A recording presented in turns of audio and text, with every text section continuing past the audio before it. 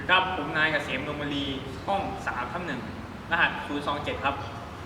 วันนี้จะมาทำสัญญาณมือผู้ตัดสินแฮนด์บอลครับต่อไปนี้จะเป็นสัญญาณ Retraining Holding and Coaching ครับคือลักษณะการฟาวล์ในการดึงการผลักการกอดครับ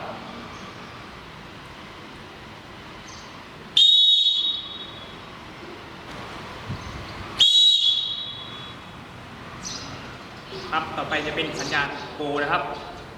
เป่าเมื่อลูกเข้าประตูครับโดยการยกมือขึ้นข้างบนและเป่านกหวีด2 ครั้งครับ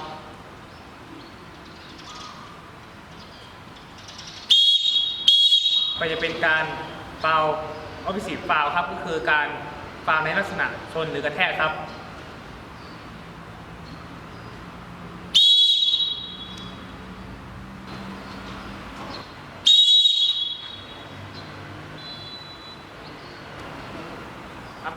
ต่อไปจะเป็นท่าโทอินไดเรคชั่นครับจะทำเมื่อลูกออกข้างครับสำหรับสัญญาณมือที่ผ่านมานะครับเป็นส่วนหนึ่งเท่านั้นครับยังมีอีกมากมายครับ